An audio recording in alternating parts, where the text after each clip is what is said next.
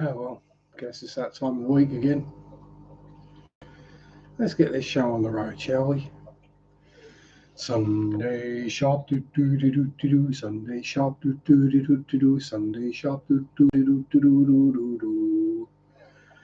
And there we go. That's as much singing as we're going to get, given the state of my throat, lungs, etc. this week. And that camera's even more on the hut than usual. There we go. Let's try that. Oh, nearly.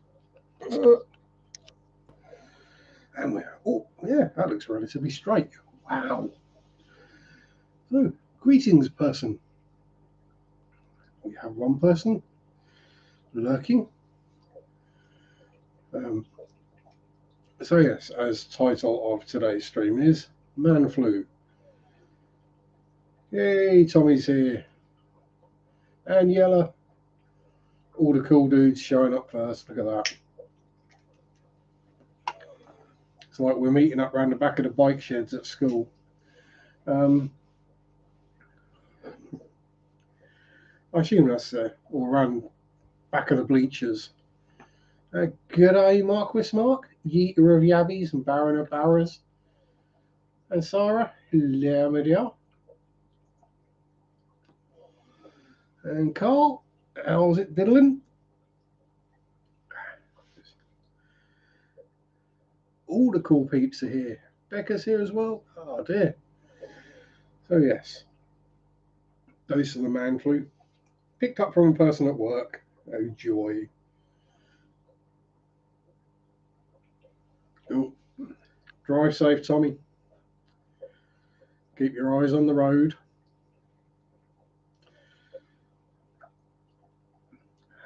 But yes, so yeah, the usual death, pain, misery. You know, Manflu. It's what it is. It sucks. Hello, Debs.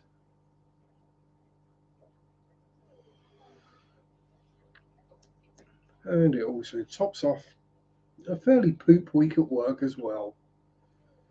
And Mr. Black Powder Aquatics, aka Mark, watching on both accounts, I see, or switching between them. Yeah. And Mufti's here as well. Hello, John. How you doing?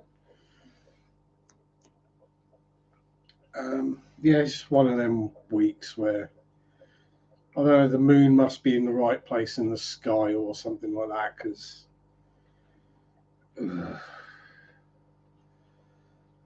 been a couple of temper tantrums by adults, resulting in one walking out halfway through a shift on Friday, which meant Muggins had to stay till the end of the day when he wasn't supposed to. Yeah, so joy. Work was fun. Fish tanks are fish tanky. No bad news to report, which is always good. As I was on Aquarium Daily's stream yesterday evening. Hola, Ricky. How you doing? That bleeding De Hoyos fella again. As I noticed while I was on that stream, we do have new baby Shelly Dwellies. We do have 4 batches in there now.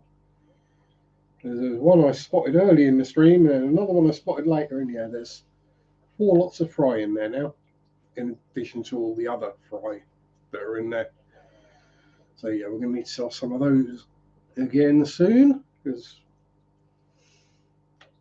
yeah, you can get away with overstocking placos a bit, but cichlids tend to get a bit angry, even friendly cichlids like Neolamprologus. And Sherry's here as well. Hello, Sherry. But yeah, I've not really had the most exciting week. Nothing really interesting that I can think of has happened, other than work sucking and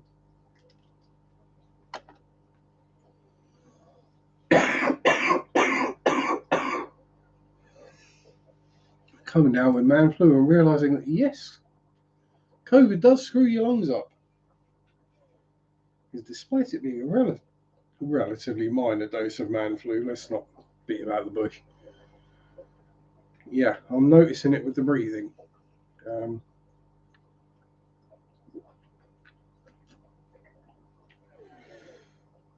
it's the first cold I've had since I had COVID, and yeah, would not recommend. I mean, I wouldn't recommend a cold or COVID at the best of times, but it's not a good combination.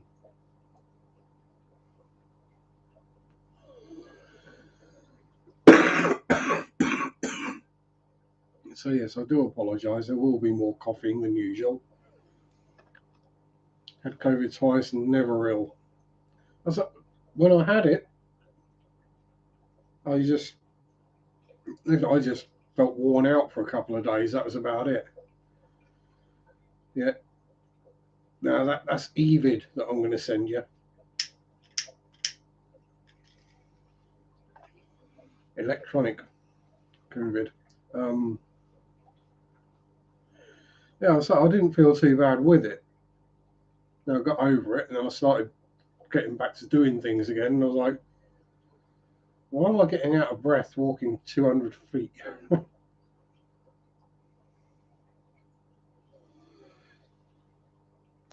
um, but yeah, I think probably most of us have all had it by now.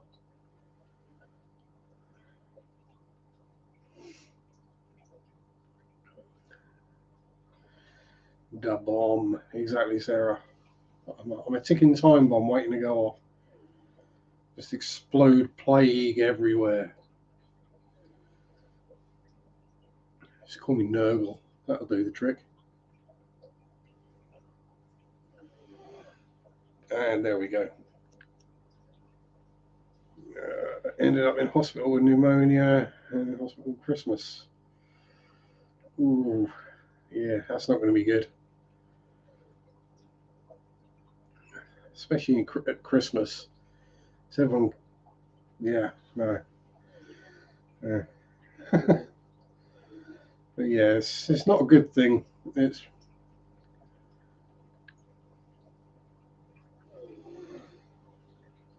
nature's way of reducing the population of the planet. Let's put it that way. Because there's too many of us humans. Before we get a bit too dark. Um, so what else has been occurring?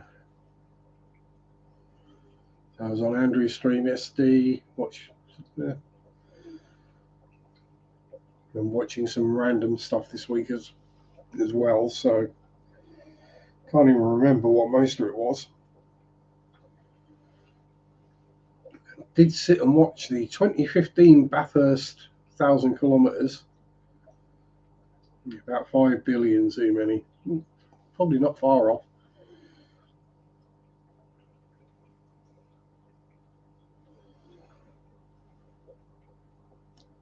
Good reason to sleep more. Yeah, I mean, yeah,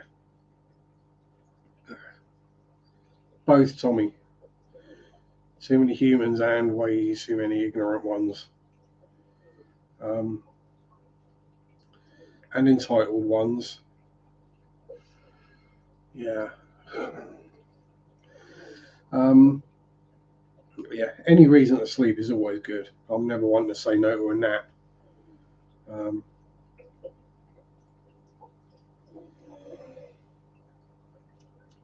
although, you know, when you sound like Darth Vader, you're trying to go to bed, it doesn't work too well.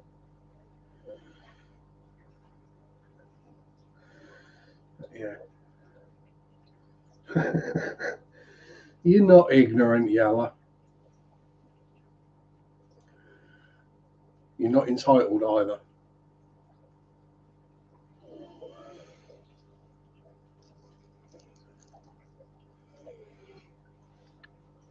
Although I did learn this week that apparently, and I didn't learn this myself, I learned it through someone else doing it. Apparently, referring to 20 something females as girls is being passive aggressive. Huh? So, yeah, worse. Ignorant but confident. Oh, God. confidently incorrect. Yes, those are always hilarious. A bit patronising, but yeah, it's. I think a lot of this is people of a certain age don't necessarily get quite yet different speech patterns from people from different areas of the country. Exactly. And I've got a manager who calls me babe or sweetheart or darling or whatever fairly regularly. Nothing's meant by it. It's just, what does it come to, girly? Yeah, I might call it, yeah, I might use that next week, girlies. See how many people I can offend.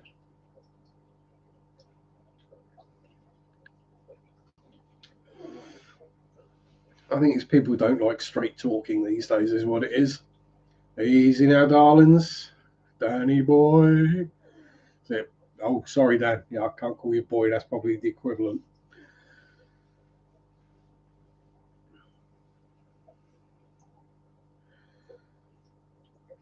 Even sweetheart are the worst. Yeah, I say, but I mean, yeah, 70s born. A lot worse said. Exactly. Same here, Carl. So, you know.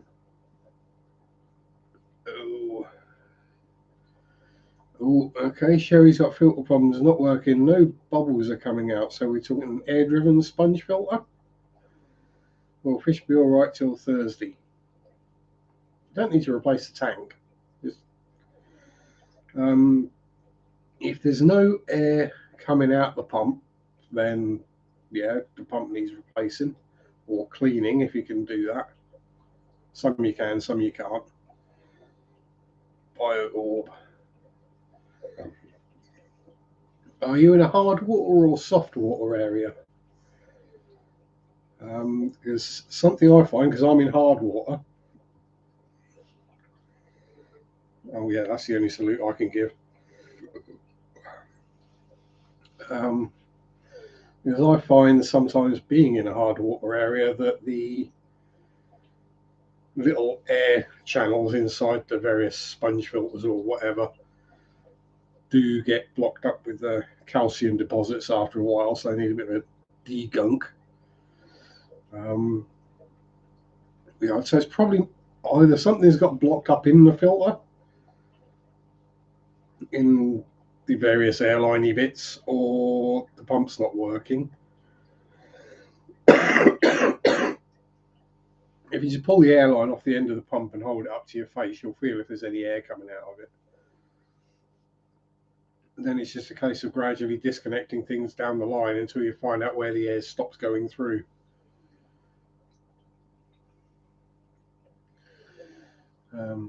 Man will give me a yeah, that's yeah, that's when you know you get to a certain age when people start calling you, as a bloke, sir. And I'm like, I'm not a sir. Ooh, show me that big hard water. pH 8.4. There we go. That'll get you all hot under the collar. Ain't you, Corey? I say mum or ma'am. I get smacked if I didn't when I was younger, so it's stuck. Bought a new air pump. It did nothing. Yeah, I'd say something inside the tank is blocked up somewhere. And so the air's getting into the thing, but it's not actually coming through. So yeah, I'd just pull the filtery bits apart and figure out what. Usually, it's going to be the smallest openings. It's normally where the air will come in down the airline into the sponge filter or whatever. There'll be some tiny little channels, so you only get smaller bubbles, not massive bubbles coming up. Probably find they've got blocked. Texas South, you don't say sir or ma'am, you're being disrespectful. Yeah, I'll say it's something I say sir to customers. unless it's someone I know, and it's all right, dude, how you doing? Or buddy, or mate, or their name. If it's someone I know really well, but oh no, not you again.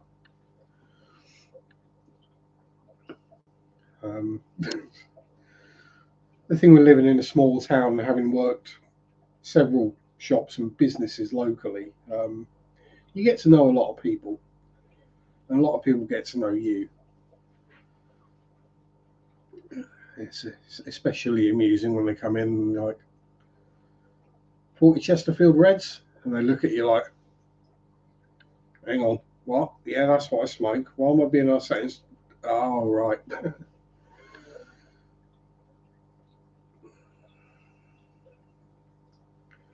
Excuse me, sir, you dropped your wallet. Yeah, but you say that very quietly so they don't hear you, and then you keep it. Scotty Aquati and Elaine, hello. 20-gallon tool, can't use it for fish because I live in an apartment. Any suggestions? What would I keep in a 20-gallon if I couldn't keep fish? Of course it's okay, Yella. That's right. Mike's donation link. I'd probably get a nice piece of wood in there and some air plants or some frogs, as Carl says.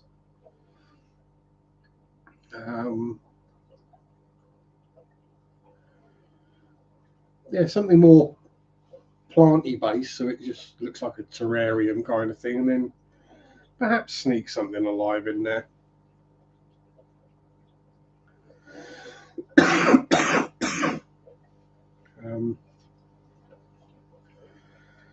Yeah, so it's not something I've ever had to think about.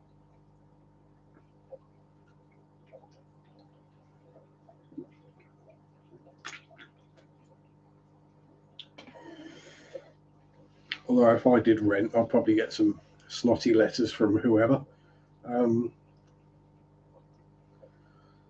Yeah, so there's some air plants, some frogs.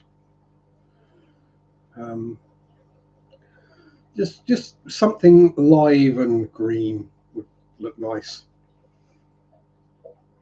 And if you've got a lid for it, then you can then make it more humid in there, so various different interesting plants would grow.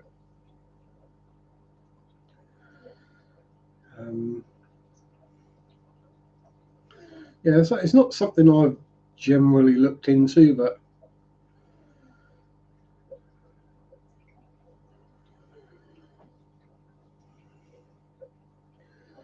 I kind of feel that's where it goes wrong. If you're being disrespectful, it's clear that you're being disrespectful.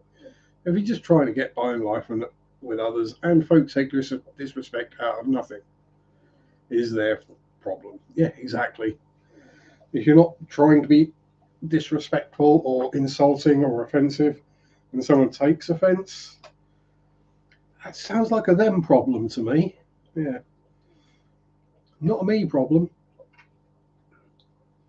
I understand that some people might find my sense of humour a bit much and might take things the wrong way when I crack a joke. But yeah, tough. As I've done in the past and will continue to do. Howdy, GB. If someone has a problem with me, they can come up to me and tell me to my face, and then that problem will go away because I won't speak to them. It's really quite a simple solution.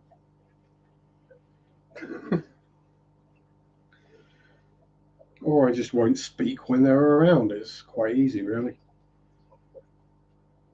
Just make myself scarce and do something else.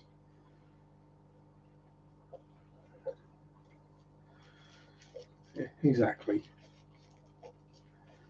So, oh, you don't like it? Shame. Looking at the tanks and fish, looking at the apartment, you only have a 5-gallon tank for fish. Ooh, 5-gallon. What would I put in 5 gallons? 100 bristle noses. Yeah, I'm not joking. 5 gallon would make a really good shrimp tank. What are you doing, computer? Yes, I know there's a memory card plugged in. Let's unplug it. Boo. Mr. Aquarium Daily, Andrew. Evening, sir. It was much fun being on your stream last night. I'm getting serenaded by Steve about 3 minutes after. Bless him. Don't sweat it. Mean well, intend well. I hope that's clear. If folks take it the wrong way because they're oversensitive, it won't let them cost me sleep. Exactly.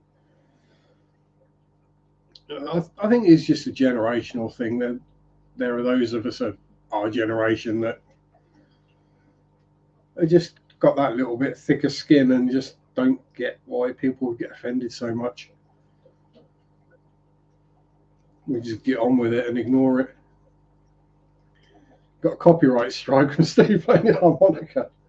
I should have sung along then, really, because that would have got rid of the copyright strike.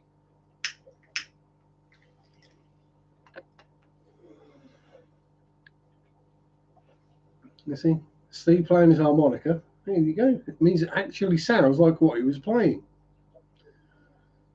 When I sing stuff, I don't get copyright because, let's be honest, I'm guessing it's probably the bands don't want to be associated with it rather than the algorithm doesn't pick it up.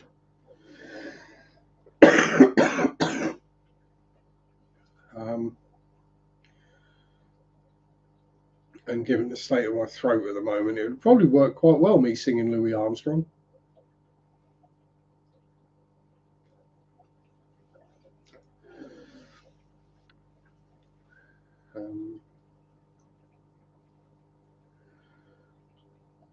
Yes. Grasshopper. Cold day, but it melts my heart being with you. Ah, never got anything but a Bond intro. It's weird, isn't it? It's, some of the things that get picked up, and you're like, what?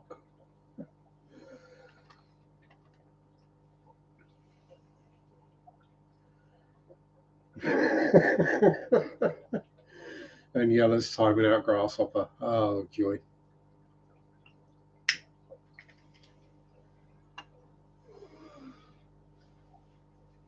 Never heard it as an issue of girl. So it'd be nice. Hey man, hey girl, and a hey boy, which infantizes women. I don't know. I don't get it. I must be too old, thick-skinned, and crotchety to understand these things. Just so long as nobody accuses me of being passive aggressive, because I'm not. I'm either passive or I'm aggressive. And you'll know when I switch from one to the other because the volume level goes up considerably. And the amount of swear words that come out of my mouth go through the roof. So boyo and shit all the time, so it really just depends. But yeah.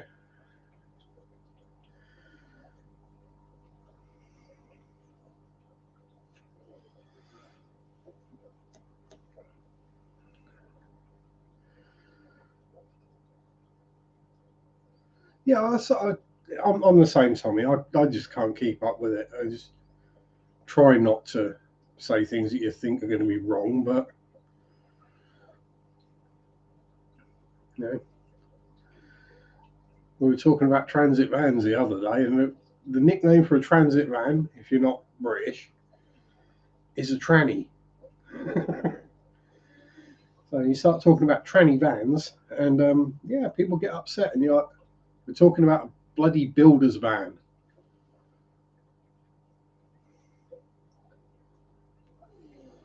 Howdy, Ricky. Unless there's a pal there, I'll give them all the hell. Well, exactly. Yeah. That's the thing with your friends. You can insult them all you like, and it doesn't really matter because they'll just insult you back. That's how you know your friends. If you call them something insulting, you know, and they get upset, yeah, try to short transmission, yeah. But you can't say that word for anything else these days because, yeah, Transformers. Yeah. Oh, you're being transphobic. No, I'm not scared of them.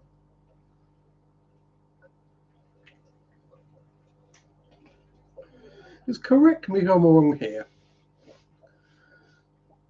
A phobia is having an irrational fear of something.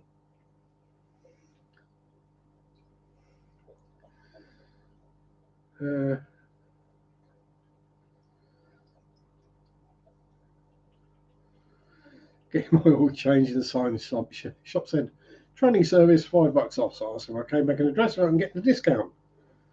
And that will probably get you the discount for just being funny and having a sense of humour. In America, we had to be neutral gender. The word mom is now my birthing person. Oh, gold. And Mr. Helium World Hairsoft is here as well. Scott, how you doing?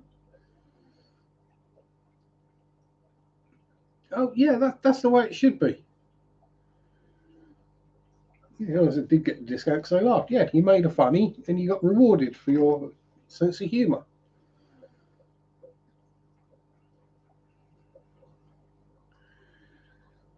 Yeah, exactly, Tommy. It's people getting offended for other people who aren't actually offended by what's been said. They see the joke in it. And Jeff's here as well. Hope you're getting well, Jeff.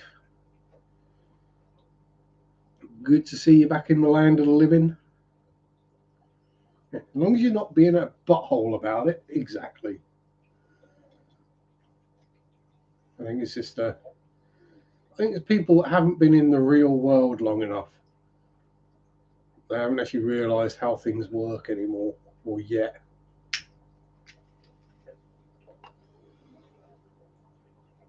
And it's usually okay. What they can say these things. Oh no, that's fine. It's fine. It's fine. You say something. No, it's not. Don't join the real world on Sundays. It's best not to. Tolerance isn't a complex concept. No, but some people do struggle with it.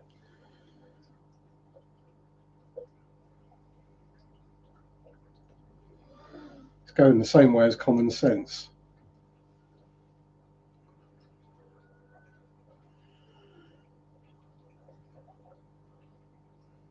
Yeah, and that's it.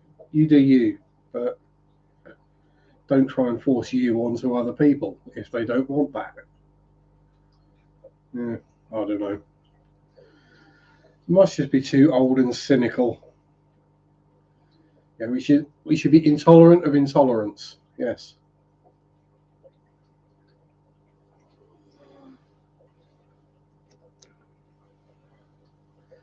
We should just have Paige giggle at everyone, Scott. That's what we should do, because then that would just make the world a much better place. I think that's what's happened. Is since you and Paige stopped streaming, the world's just gone downhill. It's because we don't hear that giggle anymore.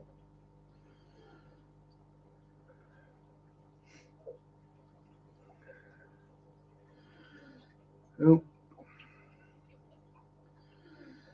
back in India, happy I arrived late. Also, literally have been dead. Good. What's been going on, Ricky? Absolute tolerance allows fascism or whatever, and absolute anything is a problem. Yeah, exactly. There's certain things we shouldn't tolerate.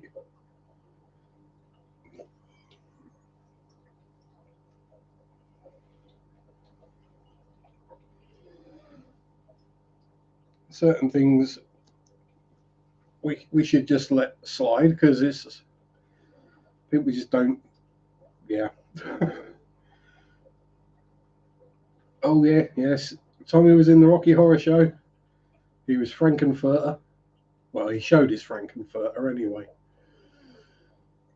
Let's just be absolutely awesome to each other. Oh, thank you very much, Ella. And Junebug got the membership. Yay!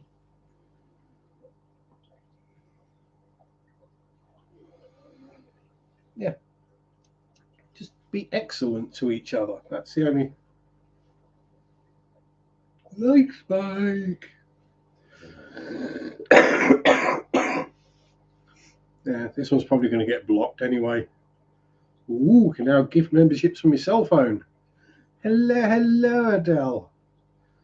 How are you, my darling girl? I'm not Frankenfurter. I was a tranny as recorded as an extra. And Rocky with shackles on the ankles. Elaine was in Revenge of the Nerds. That's an awesome movie. I love that movie. Oh, Dell's just waking up. One of my best friends, Deputy Home Minister of the country. I was supposed to be at his place. I arrived early, and fugitives put a bomb in his car. Ah, yes.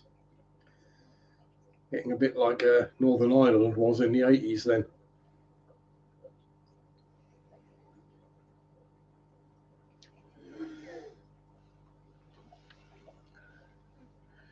It's just a jump to the left. And then a step to the right. Yeah. And that's as far as we're going to go. I haven't got a judgmental bone. Oh, you got one that's very judgmental, Tommy.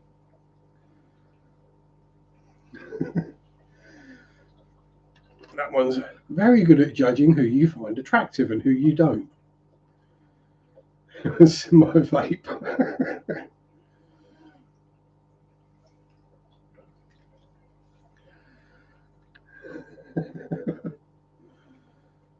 Right, 2 days prior, I would also have been in that car. Oh dear.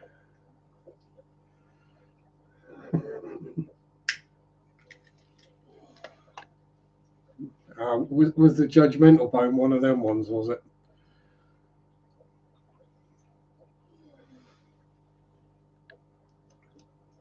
Um,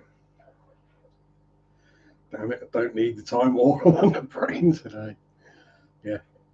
You'll be walking in, unlocking at the shop this morning going, it's just a jump to the left.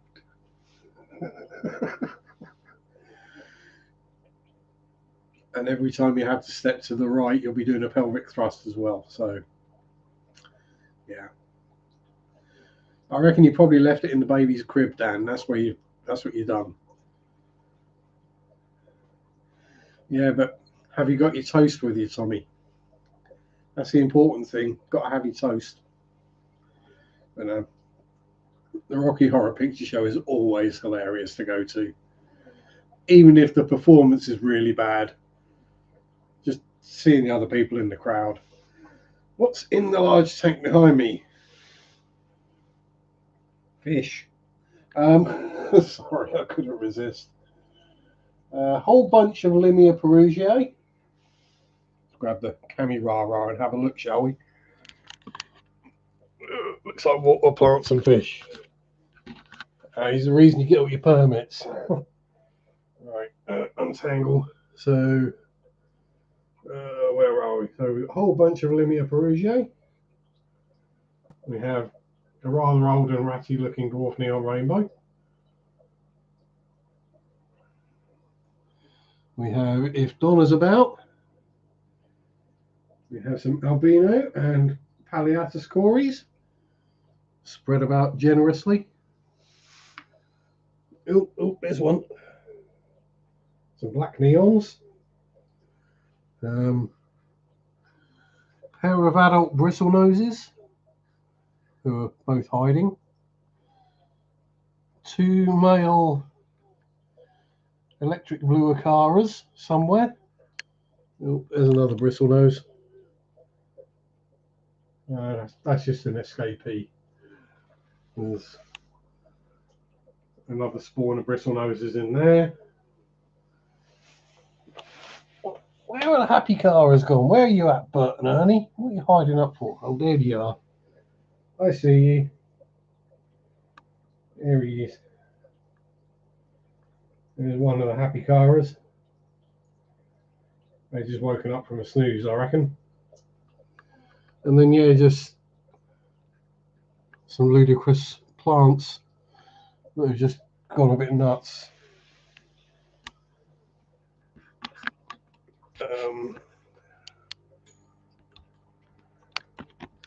No, they're bristlenose plecos, so they only get 5 inches. Limias are gorgeous fish, yes, they are. And a lot hardier. I mean, they may be verging on endangered, but because they are as they are in the wild, nobody's messed about with the genetics, they're actually really hardy and easy to keep. And Donna wants her albino Corey's back. Yeah, thank you. The plants and the Wendetti are looking great on their fish poop diet. Yep. Yeah, the only fertilizer I use is fish muck. So, you know, low tech, cheap light, fish poop. Plants go nuts. What can I say? Just sort of happens. And then that one's got about another 60 limia in it. There's about 50 bristlenoses in there, 150 in there, 150 in there, 150 in there, 150 bristlenoses in there, and about 20 Calvicachromis subocellatus in that one as well. Why is my tax return not already in my bank account? That is annoying. Yeah, is it payday? It's payday Tuesday, I think. So result.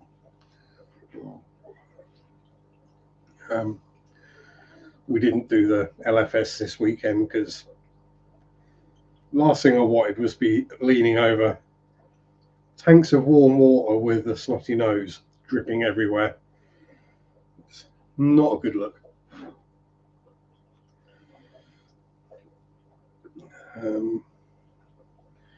Oh, that sounds like Tommy's got a whole bunch of spare tanks kicking about. So it's one of those things where it's like, yes, I would like more tanks. I just don't necessarily want to have to do more water changes.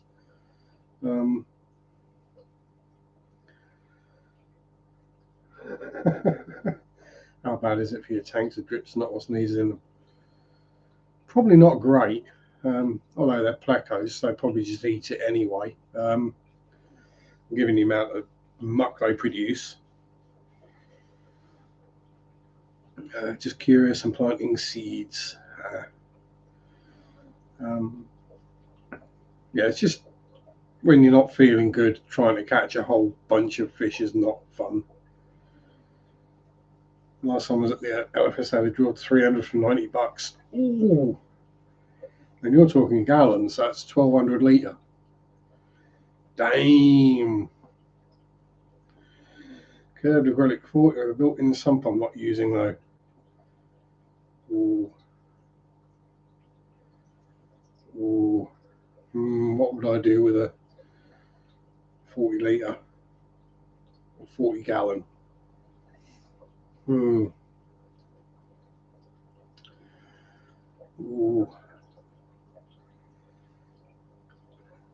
Yeah, don't worry about whether it's scuffed up or not. You don't. It doesn't have to be a display tank. I'll probably go with some Shelleys and then some Brichardi.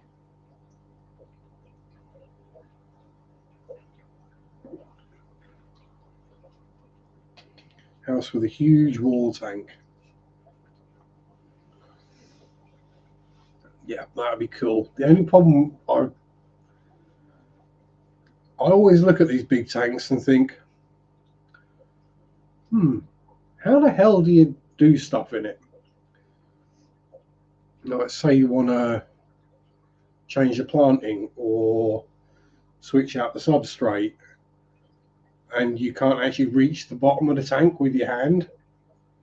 So how do you actually work in there? That's just going to be a real pain in the butt. Size of a bathtub, and I need to buy a ladder. Yeah. Because I think, well, I don't know whether it's a UK thing, but I've been noticing a lot more. The larger tanks tend not to be that much longer than that,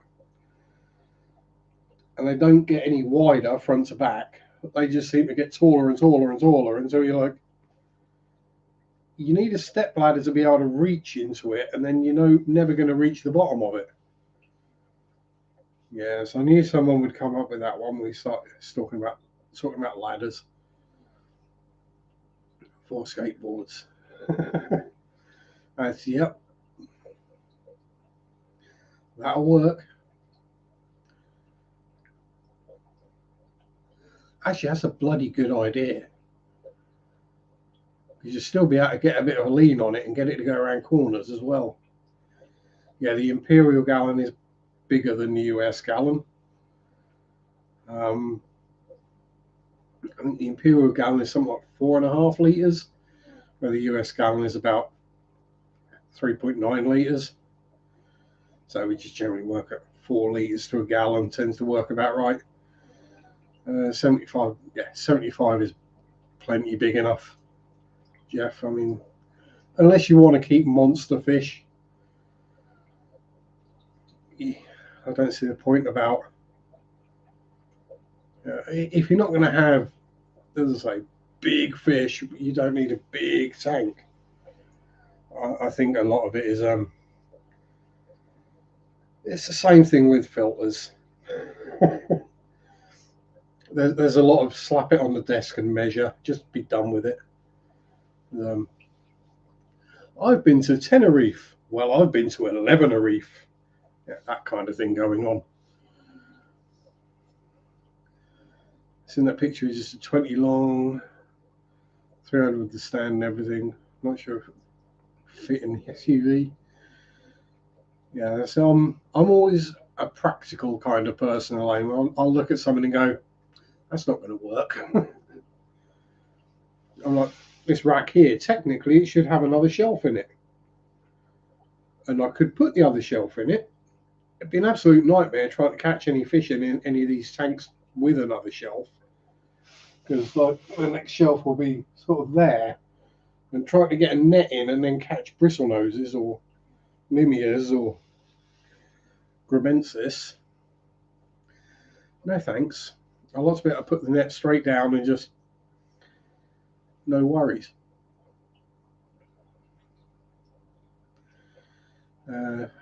Yeah, it's always the case you see the things when you haven't got the money to buy them. Never measure tanks by volume, was done in dimensions. Yeah, I'll say it's. Yeah, you use what works for you. You start using a standard FKV, fish keeping volume, get rid of UK gallon, US gallons, litres. Yeah.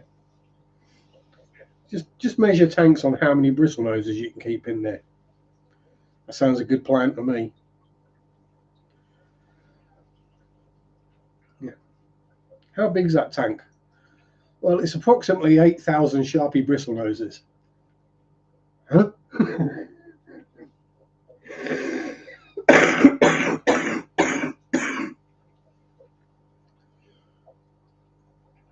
But yeah.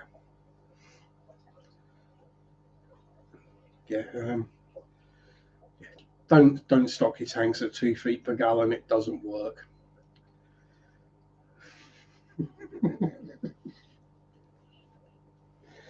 You tend to get the odd minor bacterial bloom.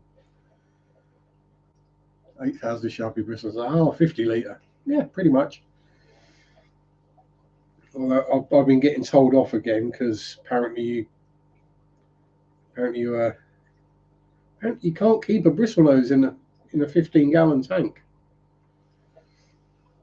57 litre. No, that's not big enough for a bristlenose. I breed them in that, and I'm nuts.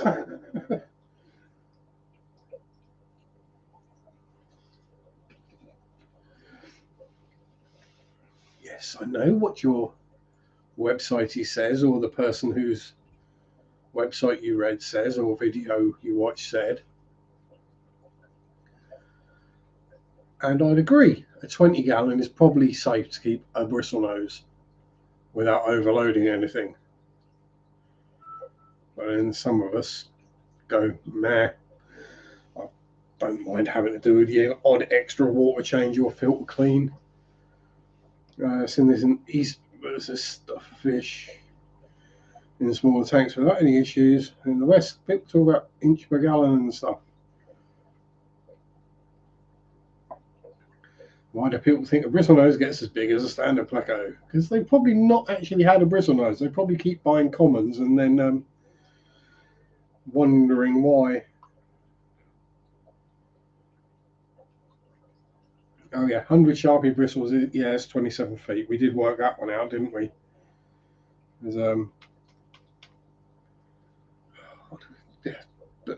It's probably going back a year or more now, where we actually worked out how many bristlenoses I had and how many inches of, and then how many feet of pleco that was. Did we get some at 60, 70 feet, wasn't it? But yeah, I'm guessing people just like looking at virtually empty tanks with like one fish in them.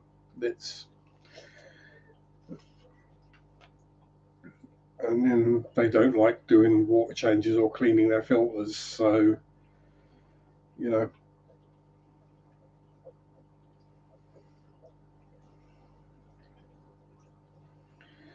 bristles get to 7 inches is a huge bristlenose. I mean, 30 in there is as big a bristlenose as I've ever seen, and she's maybe 6 inches.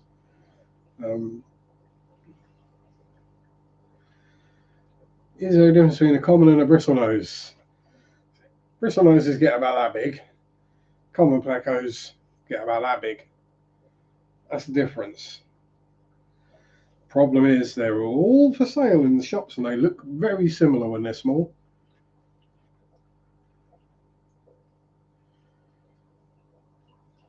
Yeah, 80% of hobby tanks are overstocked according to accepted standards.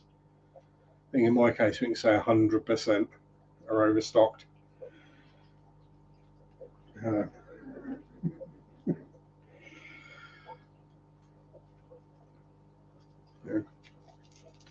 Yes. I mean, I do kind of understand why the calculators online play it safe and leave a big margin for error. But then people take that as a rule, and yeah,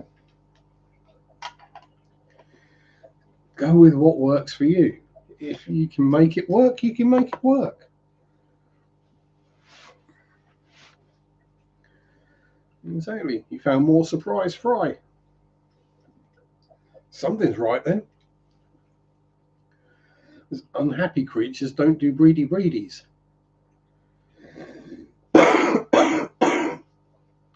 Anyone ever kept a royal pleco?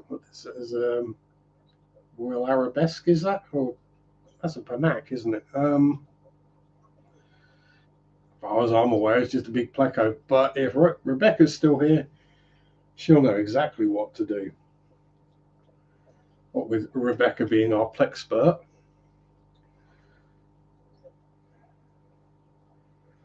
Yeah. People all like, we'll always add something. Yeah.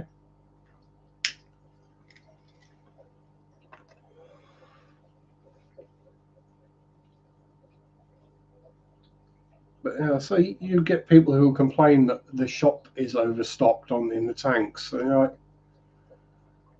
you do realise the actual size of that system, right? Yeah, calculators online aren't interested in fish, just interested in traffic. Yes, you click on it, they make money.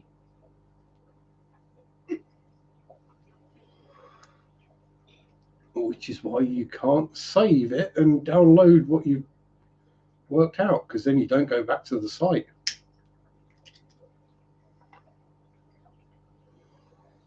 Pretty much all websites, that's what they are.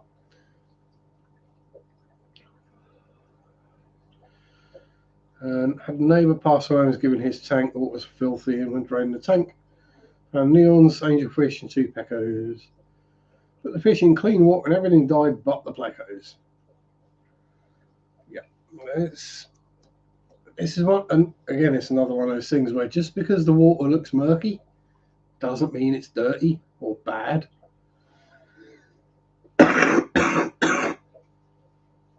Yeah, if you overfilter, we do more water changes, blah blah blah. Yeah, yeah. No, anglefish, crackerfish is the other one I call them. Because they fit perfectly on a cracker. What it is, let's see, like these. People go, oh my god, that water is so filthy and bad. Oh no, it's just a bacterial bloom. It's nothing to worry about. I mean, there's an entire Reddit or subreddit called Shitty Aquariums, and a lot of the stuff on there, there's absolutely nothing wrong with the tank. It's just not visually appealing. Like, yeah, there are the really bad ones.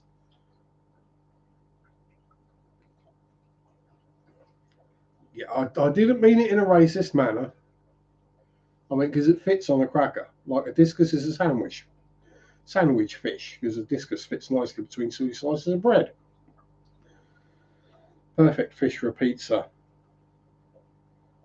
That one's easy. Anchovies. Got to have anchovy on a pizza.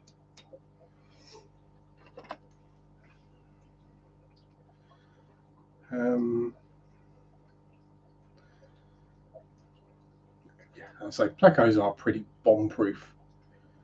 There's or a stingray. A stingray would go well on a pizza. It's the right shape, you see, and size. Uh, um, yeah, so plecos are relatively bomb-proof.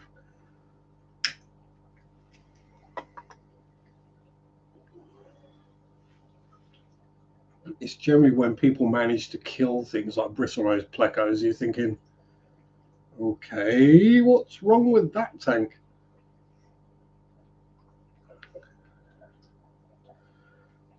Oh, stingrays are too chewy. Ah, thank you very much, Dan, for the link to the update on the Blackwater tank, the one that is full of butt water, magical butt water.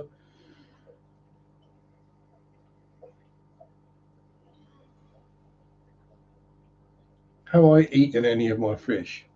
Not that I'm aware of, Ricky, but you never know.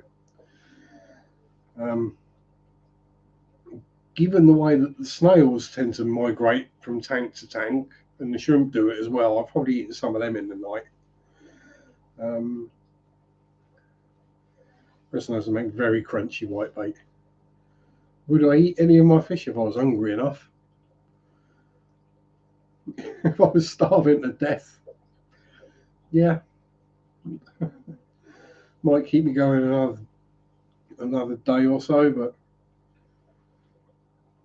first things I'd eat would be the goldfish in the pond because they're the biggest.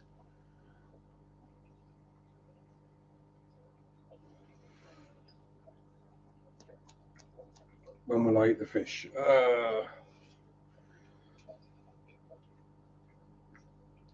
How many subscribers? Breaded bristlenose with a side of shelly. Oh yeah, yeah, that'd be. Well, I mean, shell dwellers are in. Yeah, they're in the shells. So there has to be garlic sauce, wouldn't it? Shell shell cargo.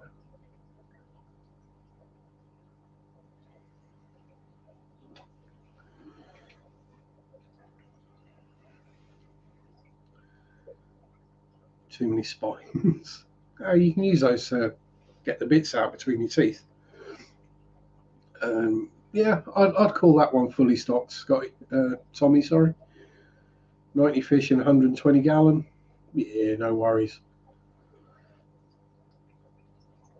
Let's say you keep up on the water changes, you keep up on the filter cleaning. It's fine.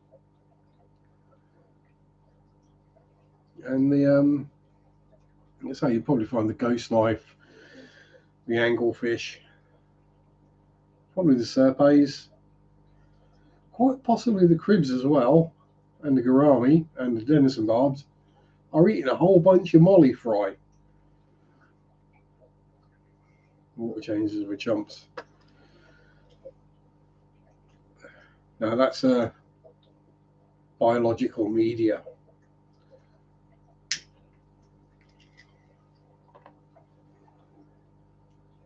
That's for chumps.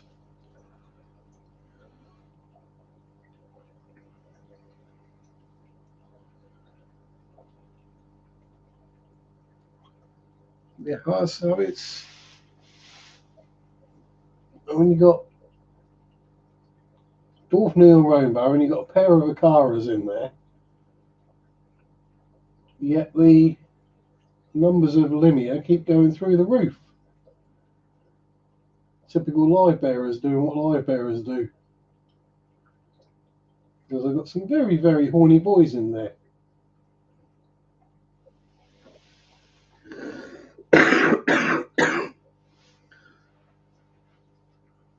Smells like pre-chewed hardened chewing gum drowned in garlic. You've not tried whelks then? Whelks are lovely.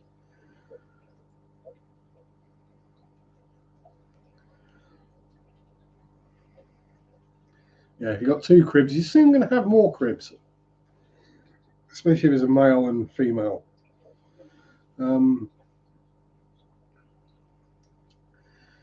Can any biomedia beat the density of a sponge as far as surface area per square inch?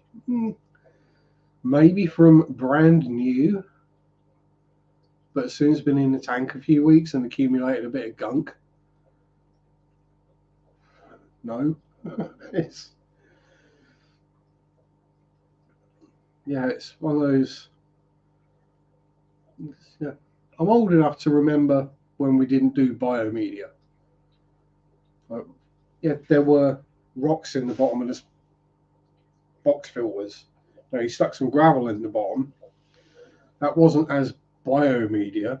That was just to stop the damn thing floating.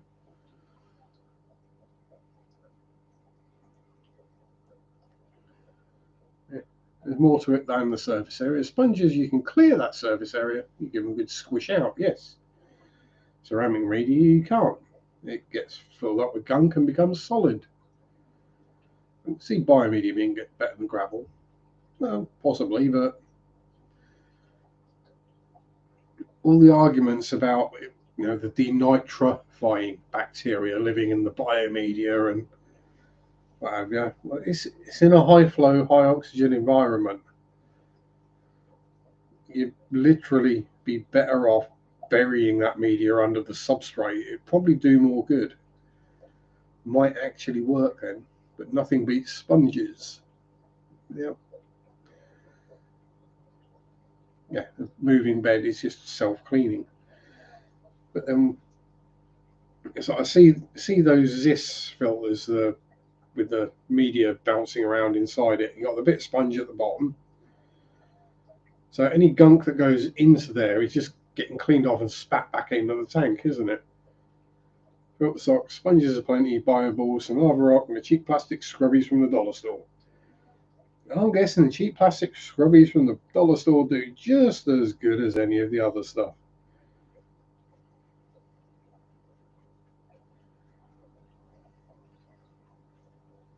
It's come a long way in efficiency and understanding.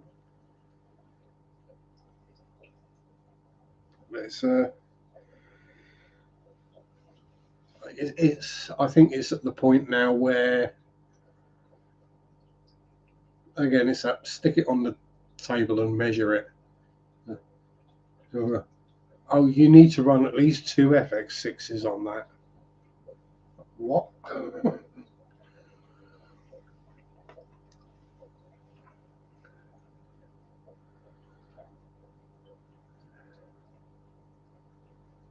Seriously, I have about 12 to 15 Aquaclear 50s in the sun.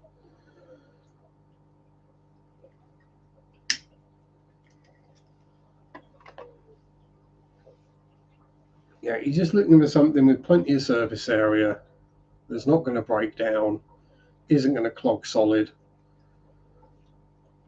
and that's it. Out of canister filters, not knocking them, just way beyond the realm of my affordability. Yeah, there is that. It's the you do see that a lot. It's the, well, if you can't afford this expensive canister filter, then you shouldn't be keeping fish.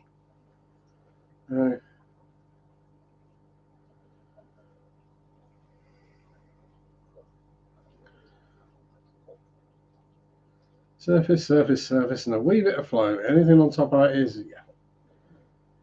And it doesn't matter how much media you can stuff in there, because you'll only have as many bacteria as is needed to process the amount of waste that the bioload is producing. You know, obviously these tanks need more surface area.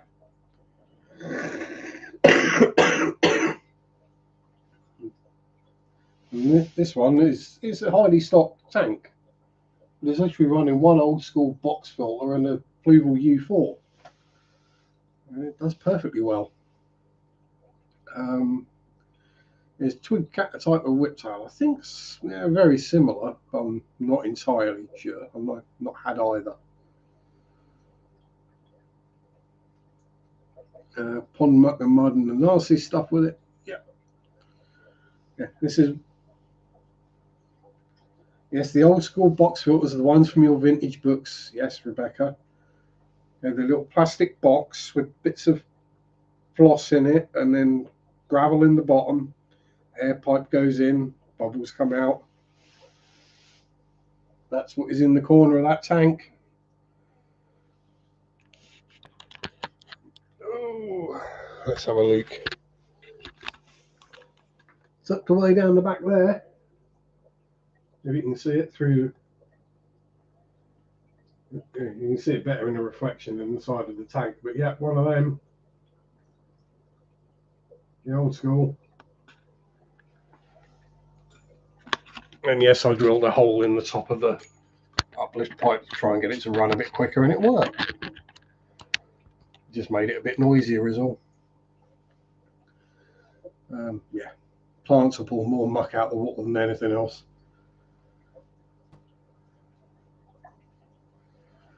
And as you say, if you go to a, not so much a river, a fast flowing river will be fairly clean, but lakes and ponds, how many inches, feet of gunk have they got built up in the bottom of them? They're healthy.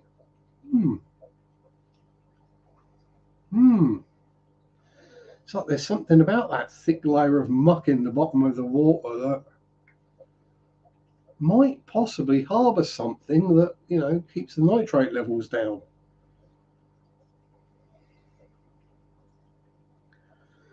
Got a shipment of twig cats, but the package says Whiptail XXL.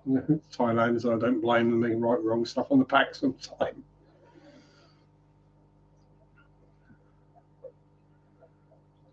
I have been tempted by the red lizard whiptails before, many a time. But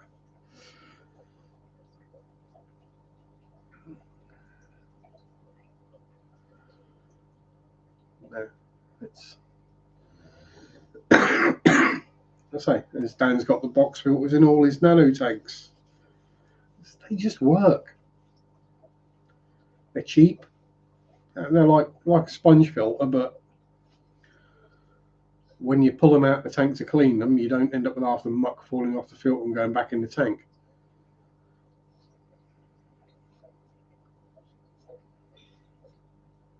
One gets stuff out of the lake, but will the streams upstream from it. We have deep spring at the end of the road. Collect from there a lot.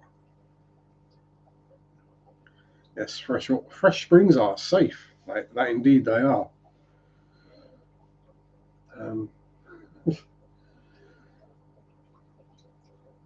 I still wouldn't drink out of it because you don't know what's living in the water underground. But yeah, the anything fishy wise that's living in there is going to be fine, or plant wise, or rocks or sand or whatever.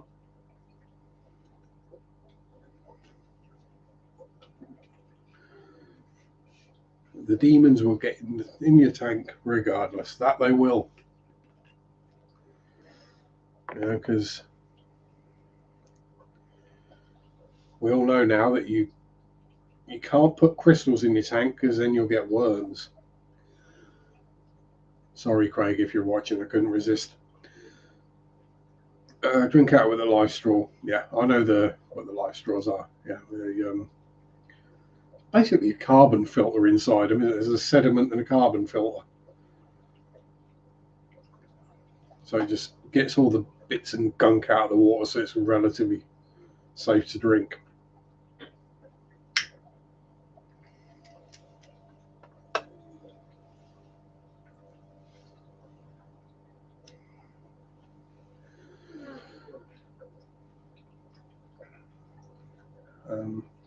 Like worms, they don't last long with the live bearers. Not a lot lasts very long with live bearers. Generally, if you've got live bearers in the tank, there'll be very few worms or hydra or anything in there. Speaking of which, have hydra in one of my tanks that hasn't got live bearers in there. Yeah, stick some molly fry in there. That'd be alright. Don't like worms at all. I saw them once in one of my tanks, and I like to pretend it never happened. Oh my god, what's this in my tank? It's a detritus worm. Don't panic. Just feed less. Your fish will eat them. Yeah, it normally seems to be like shrimp tanks that tend to end up with most weird worms and stuff in. Yeah, poor Craig and Bell. The supplier is going to regret it because Bell is going to be a force to be reckoned with.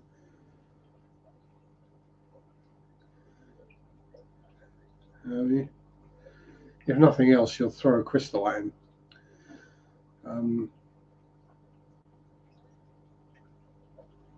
Oh, throat's doing weird things again.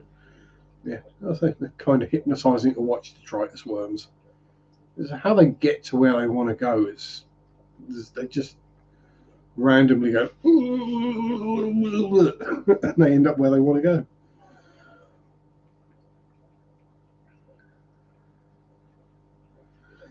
And Tommy's the opposite end, loves all the random life.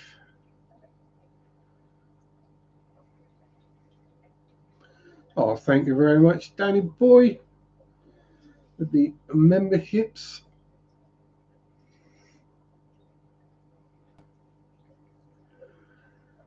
Yeah, I say I always think of it as we're building an ecosystem, and the fish are the top of the ecosystem or the food chain.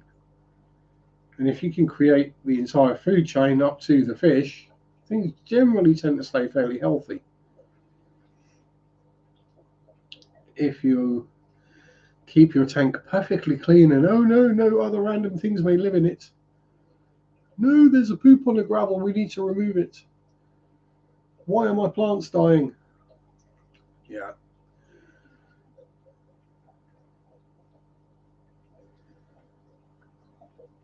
A pot with earthworms in it I collect while gardening to feed my African claw frogs. Yeah. As back in the days when I used to go fishing, yeah, I'd especially this time of year, I'd be out there digging up a pot full of worms to take for bait. Not so much in the summertime because I don't really want to be catching perch in the summer. But I'd still take some because everything will eat them. And if you're not catching, then the change of bait is always a good idea.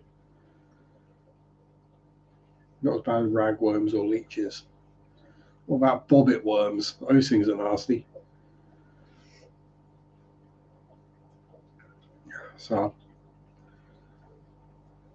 I'm a former fisherman, so worms don't bother me. Worms, maggots,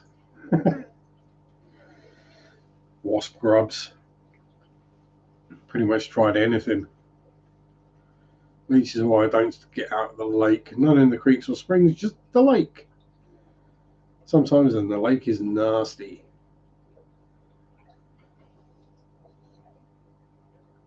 Yeah, so it's when you're fishing with maggots in the winter and it's really cold, so the maggots just go dormant in the bait box. So you have to stick them in your mouth to warm them up for a bit, so they wriggle when you put the hook through them. Dan's got to go. He's lucky to shut his eyes before the human fry demand attention. Take care and love those around you. Oh, bless you. Well, get as much shut eye as you can, Dan. You're going to be needing as much as you can get.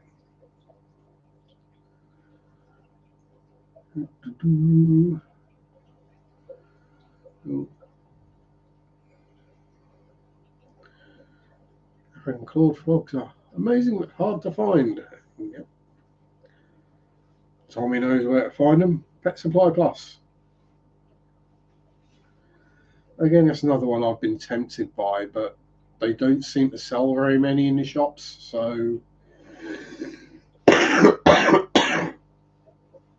wouldn't necessarily want to be stuck with hundreds of dwarf frogs if I've bred them successfully. Yes, Ricky, you put the maggots in your mouth to warm them up so they start wriggling around so they actually attract the fish.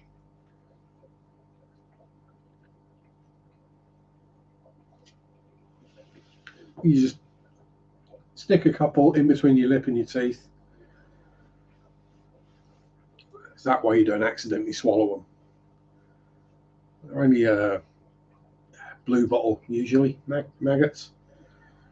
Available in a variety of colours from white, pink, green, blue, depending on whatever colour food they feed them.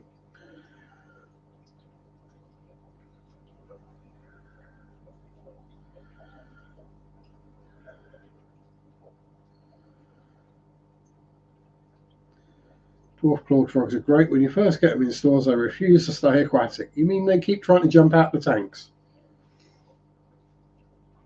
Yeah, so I think that's. I mean, if I had frogs in a tank, I think common sense tells me that you'd put somewhere for them to get out of the water if they wanted to.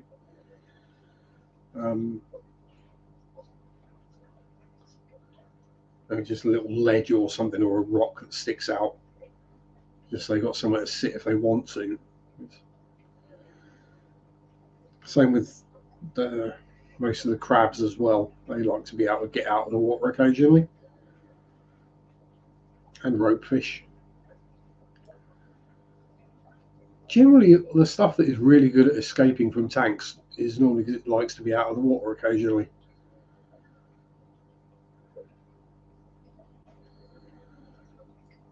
You got a whole bunch of Alodia in there. At least don't stick them in the pants. Ah, well, I've already got one maggot in there, Ricky.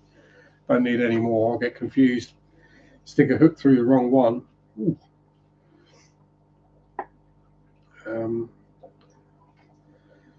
Hello, Bumban. How are you? Hope all is well. The swamp eels are great. I think a few naturally live in deep, soggy leaf litter. Yeah, I think there's probably quite a few fish, as it were, that we keep that aren't actually fully aquatic. I mean, fairly regularly, a lot of the plants you'll find in the aquatic plant sections aren't actually fully aquatic. Ophiophogon is normally there most of the time, and yeah, that doesn't do well in the water. It's a marginal plant. It likes wet feet but dry leaves.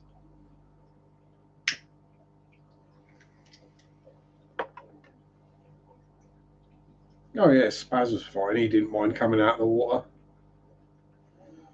Got some Lucy ADFs. And I'm thriving when I don't pay attention to them.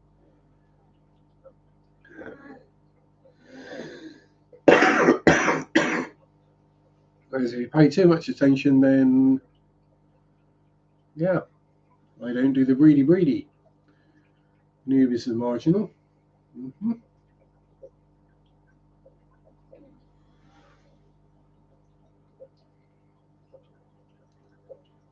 Yeah, I've got to go and pay a visit to the little boy's room. Be back in a minute.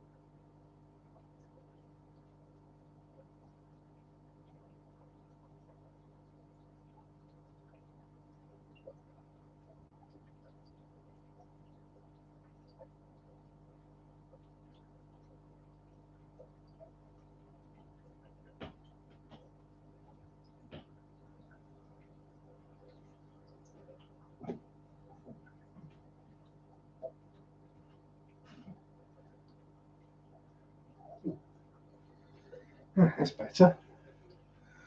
Oh, considerably lighter. Where were we? Been hearing me go to the loo upstairs. Fair enough. And Gina turns up just in time for me to get back from going to the loo. Yay! Hello, Gina. Long time no see. Hope all is well with you. So where were we? Froggies. Yeah, so I've been tempted, but I've got enough frogs in the back garden, so I need to actually keep acting spelled correctly. Don't worry about it, Elaine. We're used to fat thumb syndrome. Just home from running errands, going to work on a store website for a bit. Oh dear, all work and no play.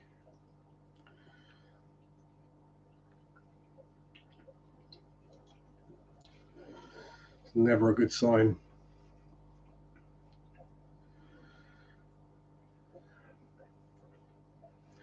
And I've not kept toads either, so, or newts. I think there are some newts in the pond, but you tend not to see them in the UK. They're very good at hiding. Oh, that's always a good days, Mark. Is when things start going wrong just as you're about to leave. Then it's someone else's problem to fix.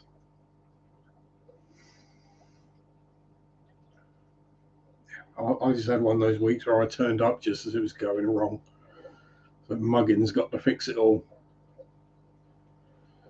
Yeah, the way it works out usually.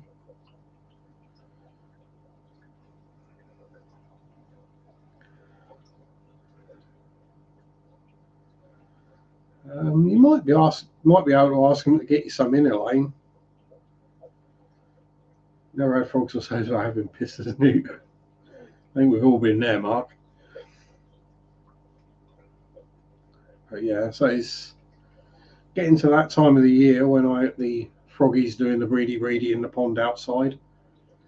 Just the standard wild, common British frogs. Usually get between 14 and 20 of them in there doing the breedy, having a big old fraugy in there.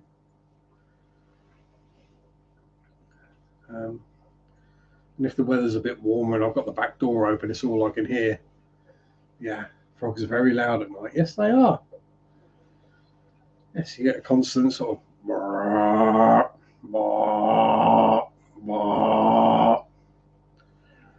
is constantly going on. Which is, thankfully, they normally done and gone by the time it gets hot enough that I'll leave the back door open at night. Then I just get the occasional frog coming in. Do you know how much frogs cost?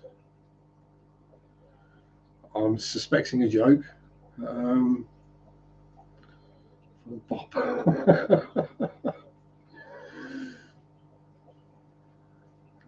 Ah, good idea. Good idea, Ivy. Yeah. Mirrors on the bottom so you can see the red bellies.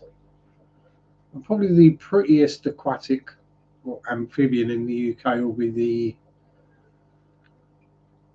greater crested newt, which are actually endangered now.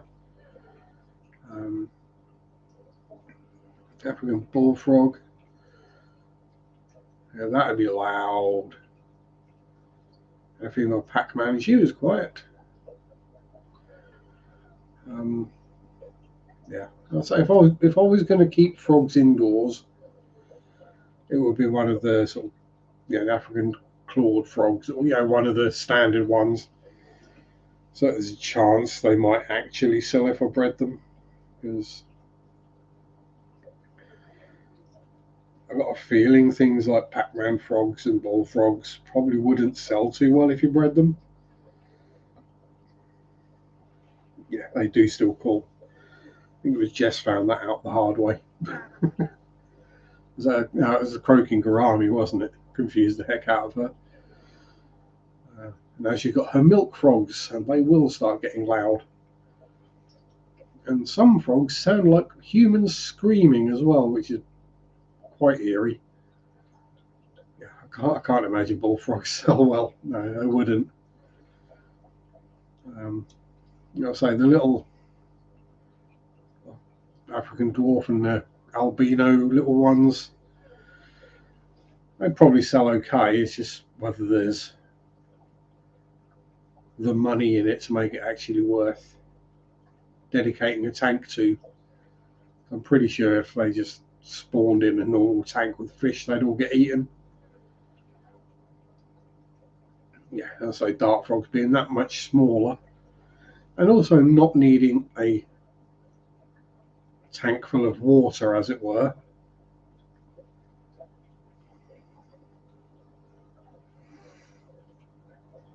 Yeah. So yeah, I'll say vampire crab. Yeah, little. They don't need a huge amount of water. And there are plenty of actual crab species that don't need water as well. Well, they need some water, obviously, to drink and stuff, but raising bullfrog tadpoles, found its way into my muck buckets. 14 weeks to grow legs so soon. It's been about 8-9 weeks so far. I bet that's a good bit of fun, actually.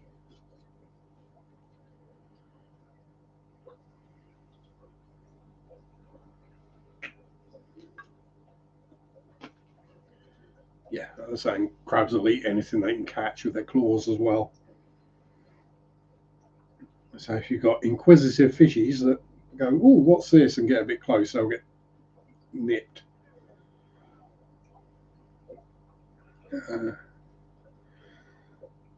Yeah, so starting to see more and more things like the various crabs and different snail types. The hair's all getting tangled up. It's weird considering I washed it this morning, so it should be untangled. But oh well.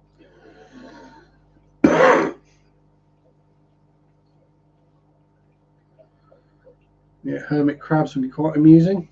Yeah.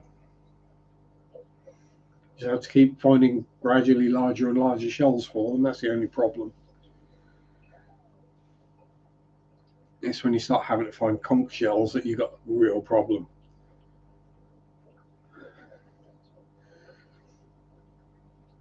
Well, I've got a hermit crab. It lives in a bucket. You can't keep it in a bucket. No, it uses a bucket as its shell. Do vampire crabs eat plants? Not sure. Probably have a nibble on them.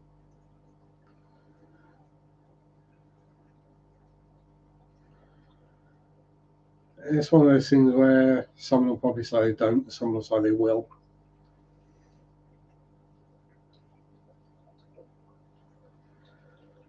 Yeah, I'll say they'll eat pretty much anything they can find, usually. It's my general experience with crabs. Most of them like a bit of bacon fat. That's definitely a good crab bait if you're going crabbing.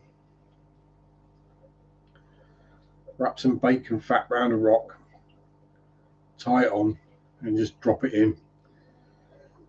Wait till you feel it twitching, then just pull it out carefully and put your net underneath it, and crab drops into your net. Crab fishing in the UK.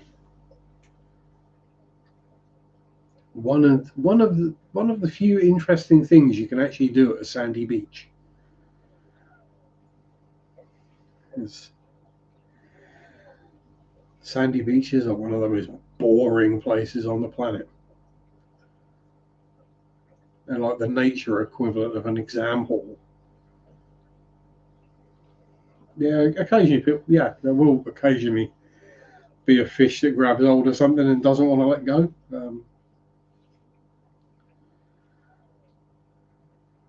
Probably quite amusing if you're trying to catch crabs and you accidentally get a conger. Um, Probably the only big fish you're likely to catch anywhere real close to land.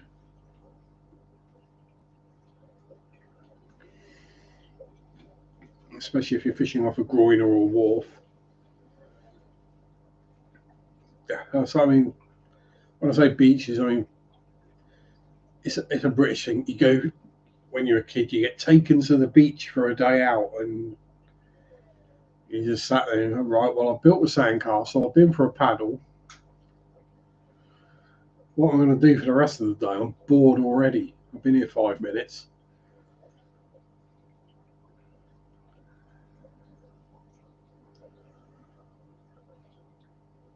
Only fish you catch while fishing is barramundi. That's the only one of the few fish I eat because it doesn't smell of fish. I think the only fish I've ever eaten that I caught was rainbow trout. Don't think I've caught anything else I've actually eaten. Certainly none of the coarse fish. And yeah, the couple of times I went fishing off the beach, didn't really catch much. Or if I did, it was a tiny little flounder or a whiting or something like that, which not particularly appetizing at the best of times. Um,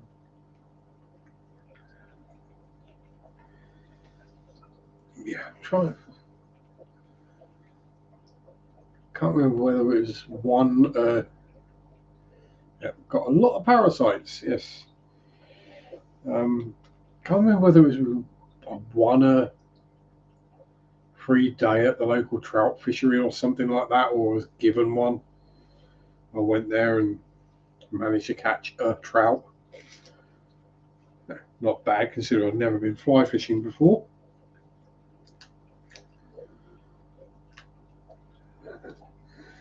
Only time I went fishing, the only thing I caught was my own hair. Yeah, we all done that one. Or the back of your hat. I've seen people hook their noses, their ears. I've had hook go through my thumb before, but that was just somebody blundering about. I was unhooking a fish and sorting things out, so I had the hook in my hand as I was getting it out of the fish's mouth, and he blundered into the line, pulled the line tight, and the hook went straight through my thumb.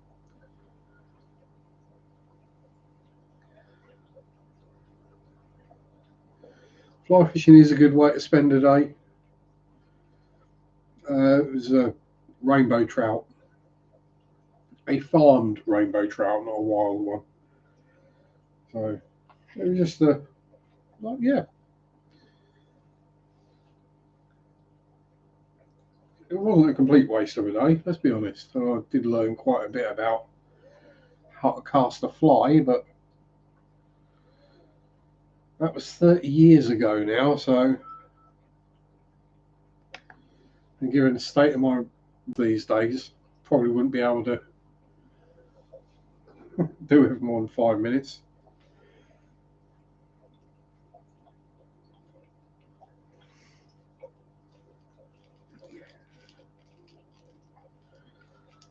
Like micro fishing as opposed to table plate fishing. I mean, it's I don't know whether it's a peculiarly UK thing, but you know, if we go fishing in a river or a lake, it's all catch and release. The only things that aren't catch and release will be things like trout. Um, Literally everything else, you catch it, you might take a picture with it, you might weigh it, and then you put it back.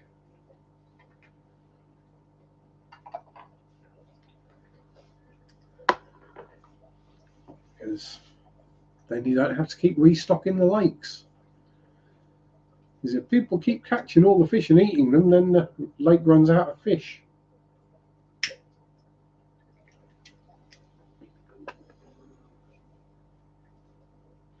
Yeah, I mean, there's certainly not many that I'd actually want to try.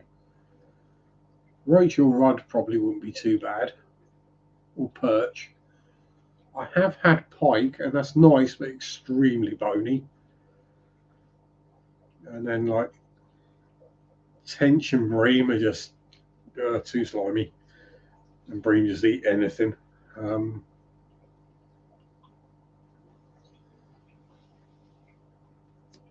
and then carp are just lake pigs. Best way to catch fish in a pond is just net the whole pond. It's fast and efficient way. Or electro fishing, that works very well as well. Just a bit frowned upon. Spent many days happily fly fishing on the King Parrot Creek or Goulburn River.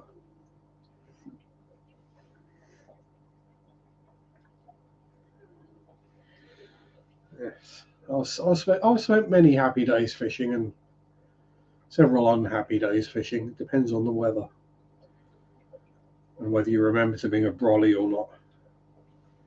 Usually, the times you forget to bring your brolly is the days it pees down the rain.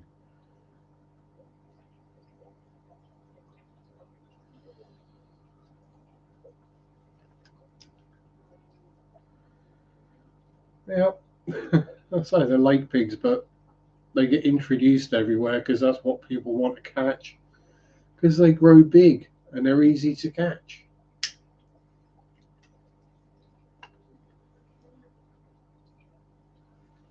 I want to get a float thingy and fish down the river. Yeah, that'd be a good way to go.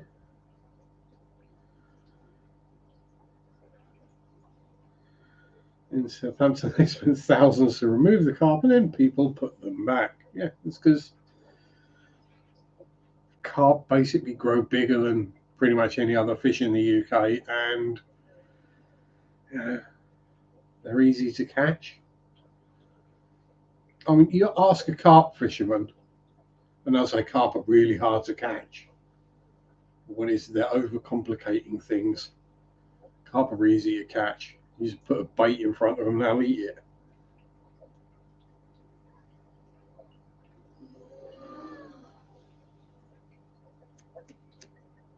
Um, it's, yeah, if you look at like carp fishing rigs and all the various things they do, it's like, what? Why? Just oh, you want to fish halfway up in the water, right? We'll just fish with a float then. Any lakes here with wells with the license as well? There are some. Um, I know of two local lakes that have got at least one or two wells in them, purely for eating any dead fish. Um, but they, but when they get to the size that they start eating the live carp, That's generally when the wells get removed out of the lake and a small one gets put back in again. So France, you'll get some decent sized ones, but it's the River Ebro in Spain if you want to go for wells. I've got a couple in my LFS. Can't see them anymore because they got too big to be in the tank they were in, which is kind of a native tank. It's a big tank, but they soon grew to the size where they were going to eat the roach and perch and things in there. So I ended up getting moved into the pondfish sump, which we'll never see. They're basically a tube of mussel with a hole at each end.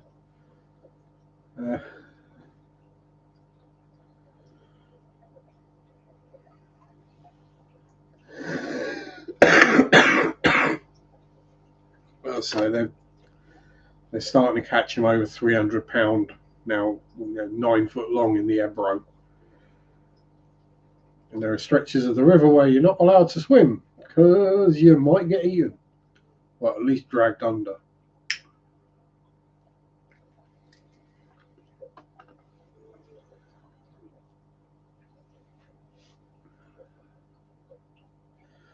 It's in silver, grass, etc. Carp in the fish market. Nowadays, I see koi as well. Same fish. All the koi is a common carp that's got a weird colour mutation.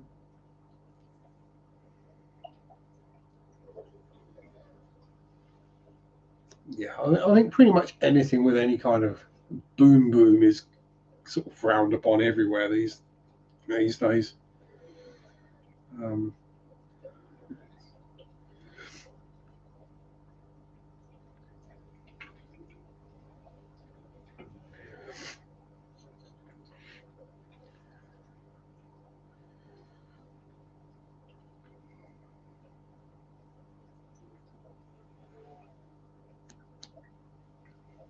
Yeah, so it's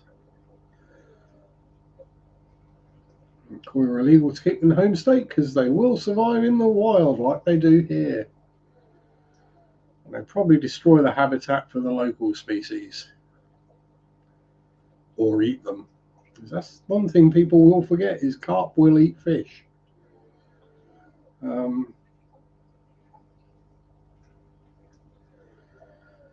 They'll eat fish, they'll eat plants, they'll eat shellfish.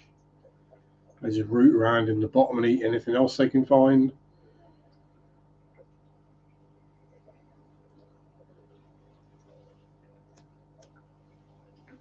Yeah, so they're both Cyprinus carpio. This is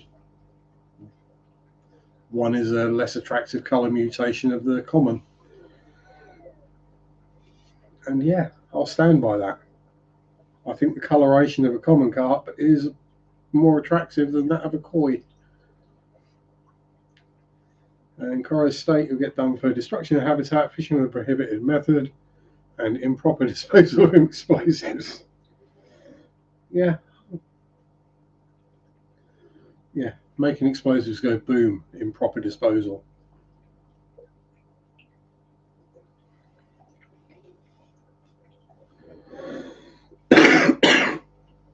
Then you see the channels where they fill a barrel up with tannerite and shoot it. Was that first FPS Russia did that and nearly got a pickup door hit him in the side of the head? Yeah, illegal dumping as well. Yeah, just throw the book at you, see what sticks, and then not in the UK, no, because we can't even get hold of explosives.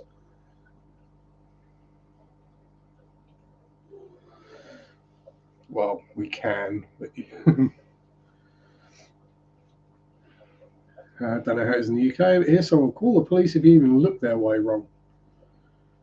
Yeah, generally people don't call the police too often because most of the time the police won't do anything anyway unless something illegal has happened.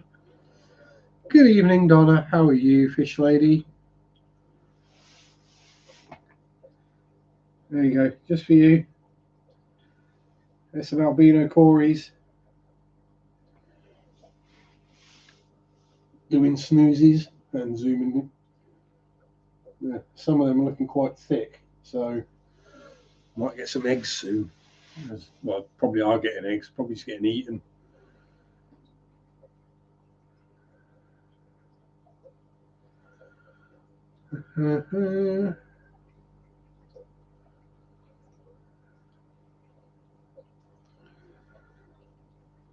Yeah, it's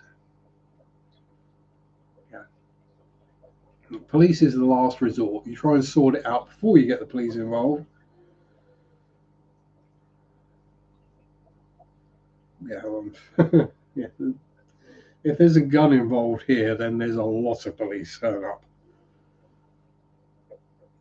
and usually the armed police as well. Because yes, probably 95% of the police in the UK aren't armed. The most they'll have is a taser. Um, yeah, get the crazies with machetes. Yeah, taser sorts them out.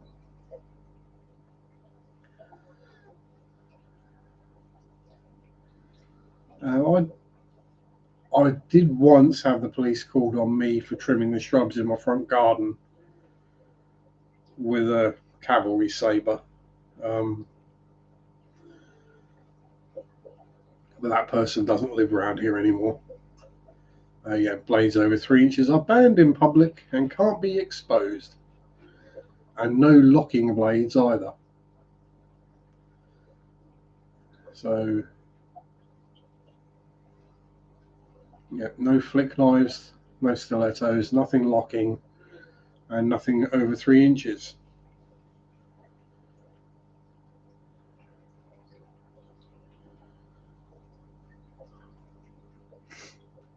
So if there's someone waving a machete around, you just stay well away from them. It's pretty. Yeah, yeah, pepper spray is banned as an offensive weapon. Yes.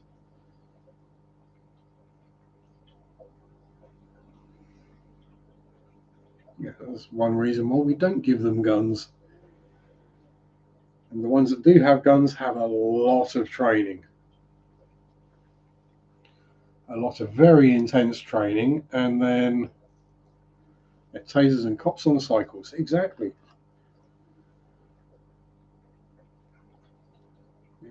I mean, dogs are another complex issue. Yes, it's can't run from a bike cop. Exactly. They can go where you can go unless you go over a fence. And then they just call in the police helicopter, and you can't hide from that because it's got thermal imaging.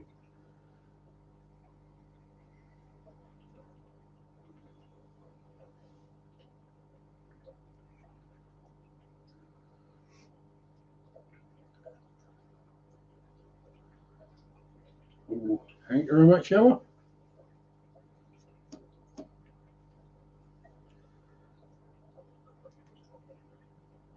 Yeah, so um, there was a video comparing UK to US cops, and seeing some of the US reactors just be completely confused as to why our cops don't all carry guns or wear bulletproof vests. It's like, because we don't need them.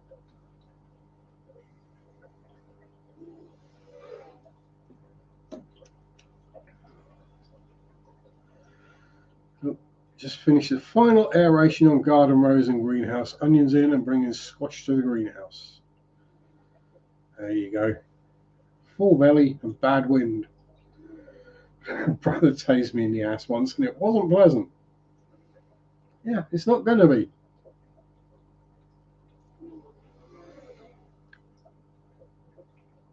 It's effective at stopping people doing what they're doing.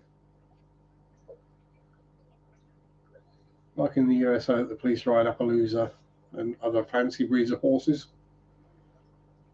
Yeah, it'd be better if they rode like shy horses and Suffolk punches. A bit more of effect at crowd control when you've got a horse that's, oh my God. Its hooves are bigger than my feet.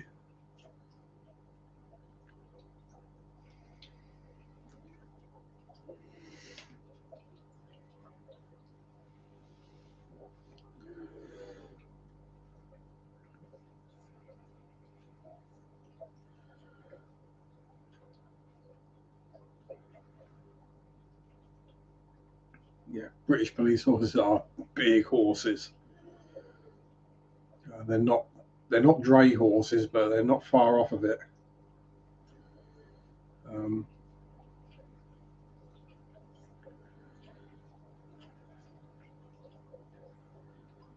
I mean, you never going you can't legislate against everyone that wants to do other people harm. But yeah, we had Hungerford and Dunblane. It was literally that was it. It was like no, no more guns for you. You can't be trusted with them. And we all handed them in like sensible citizens. What do you call an animal with a C halfway up its back? A horse. Um,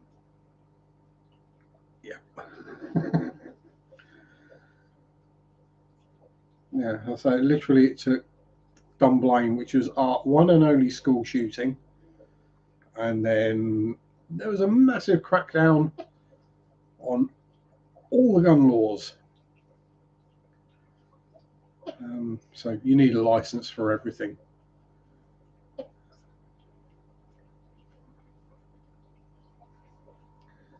If I'm carrying pepper spray and I got questioned on it, I would say it's for putting on my food because I like my food hot and spicy. If I just go, psst, sorted.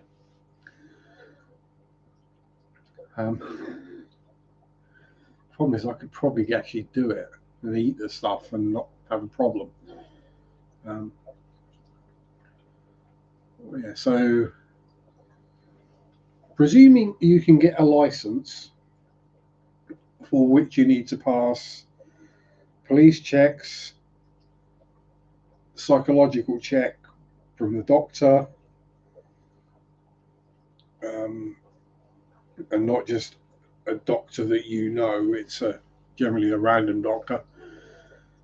Um, and then you have to keep, at all times, the gun has to be locked in one safe, which you're the only person who has access to.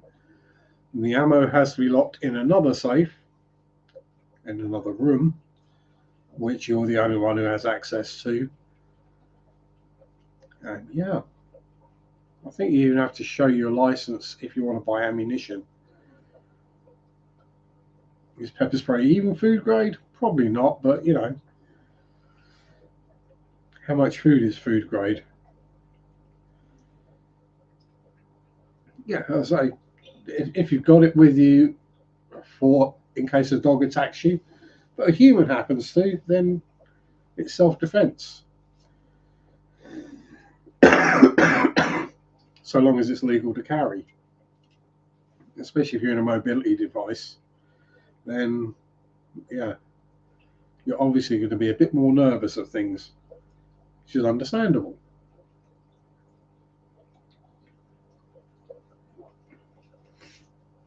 We can't have Mountain Dew. No, we do have Mountain Dew. It's just and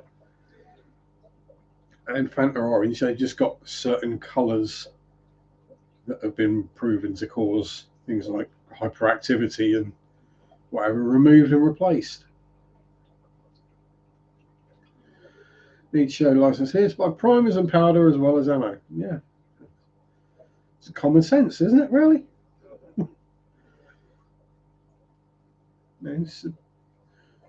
You have a license? Oh, you have a license for a black powder rifle.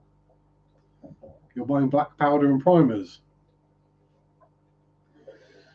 Yeah.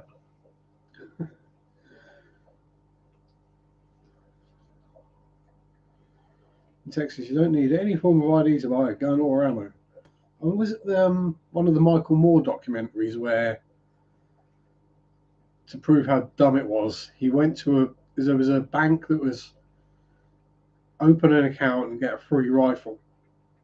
Um, just I know it was a cheapy hunting rifle, but yeah, it's still a rifle.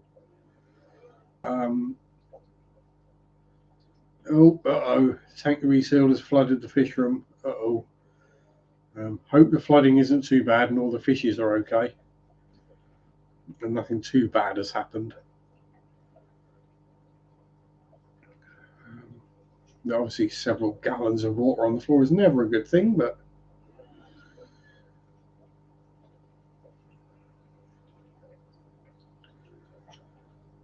yeah, but it's, I say, we don't see a firearm as a self-defense weapon. It's a sporting tool. So you'd use it for shotgun for shooting birds. You might have a bolt-action rifle. First fill since recently. That's the result. Bolt-action rifle for shooting deer or other game. A 2-2 for rabbits or something like that. There's no need for anything else because if you can't kill something with 4 or 5 shots, then you probably shouldn't have a gun. And yeah, black powder is an explosive, so yeah, it should be licensed. You don't really be giving it to just anyone who might mess about with it in a match and then accidentally blow their foot up. Whoops.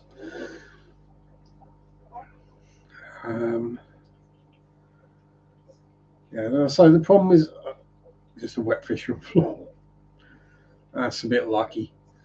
So the problem with manufacturing your own is you can't really control it as well as if you buy it ready-made.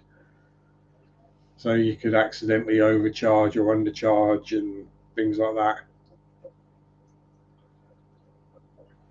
There has been studies of people accidentally shooting themselves or falling on their own knives. It happens a lot more often than you do realise. There's plenty of videos on YouTube of people accidentally shooting themselves. Just put up just type gun fails and there'll be thousands of them. And yeah, you can use a scale, I know, but you might not have the percentages of ingredients exactly right, and it's a lot of so it happens. There's still illegal weapons, but there's a lot less than there would be if they were legal. Let's put it that way. Just stab yourself with a knife. Done that. Caught with a ricochet. Butterfly knife play gone wrong. Yeah, well, butterfly. Anyone who ever had a butterfly knife has cut their fingers with it.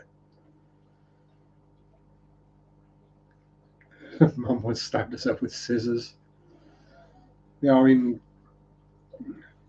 I know what that knuckle looks like purely because I was making a longbow and I was cutting the nock and I was cutting towards myself. And the knife slipped and went straight down the front of my knuckle. Yeah. And cut the end of my finger off and all sorts, blown my foot up. Not accidentally shot myself with anything. I purposefully did it with a 177 air pistol just to see if it was hurt.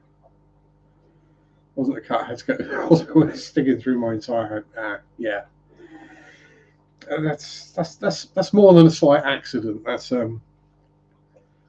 that's gone very wrong. Falling knife has no handle. Oh yeah.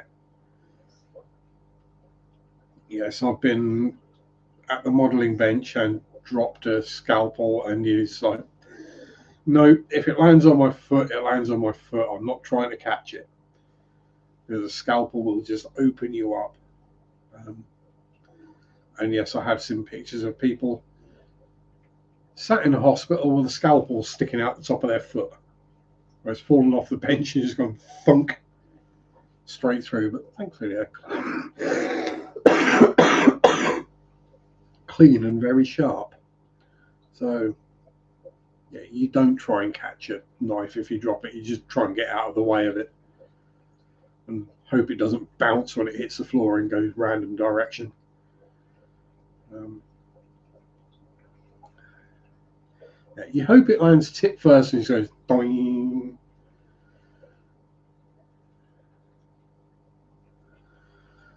Showing off, knife hit a dresser as I was flipping it and somehow went into my hand widthwise. Yeah, that's the I was showing off is where it went wrong. You're showing off, and yeah, that's generally where us dudes tend to mess ourselves up. Is showing off or messing about or trying to look cool, and it all goes badly wrong.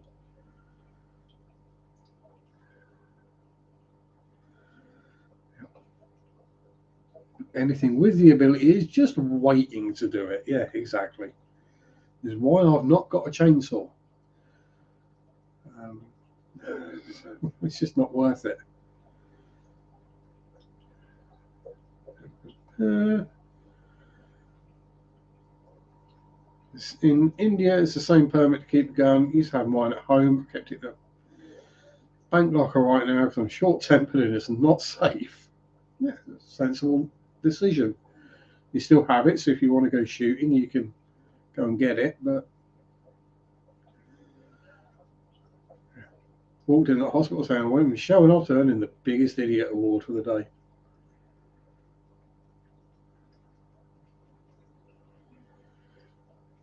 Evening, Mickey. How you doing? Just before the end. Well, yeah, but Tommy, you need a gun for each kid just to keep them all under control.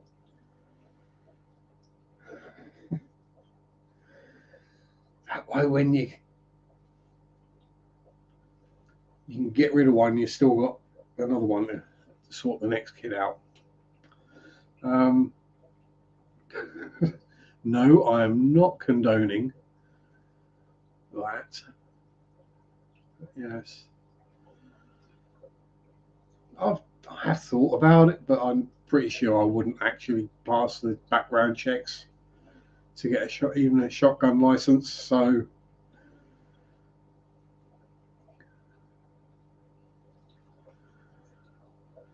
um, we've all tried to look, you know, tough and manly by stubbing out a cigarette on ourselves. The only person receiving it would be my dad. Yeah, yes, yes, we've all used ourselves. Well, I say all of those of us who are men who smoked and drank at the same time have used ourselves as an ashtray. Sometimes, sometimes it has to be done. Actually, you've got to put your ciggy out. Well, what do you do if there's nothing to? You do it between your fingers. You just develop leather on the end of your fingers, and it doesn't burn anymore. Tommy's a glutton for punishment. That's why he then decided to go and stick his hand in the table saw as well.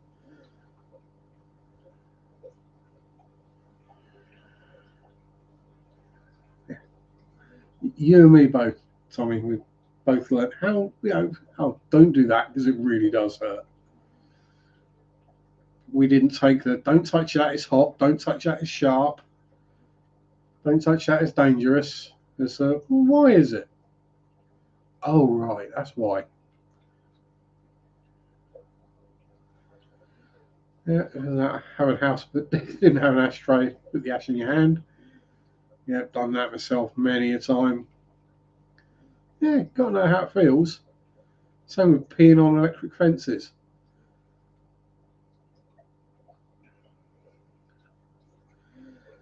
In Indo, not to stomp on a cigarette because it's fire and it brings bad luck. Putting the fire out, yeah, I can see that one.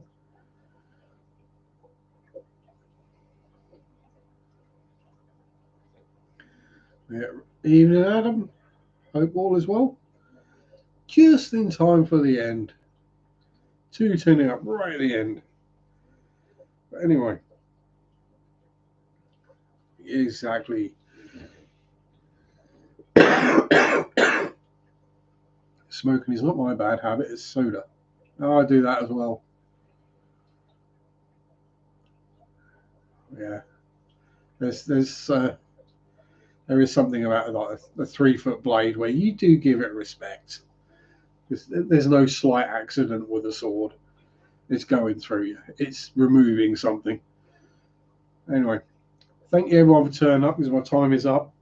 Corey's on. Probably someone else is on as well. Have a good week. Stay safe. Stay healthy. Have fun. Peace out. Rock on. And bye bye. Sunday shop do do do do do do. Sunday shop do do do do do do. Sunday shop do do do do do do do do. Boo.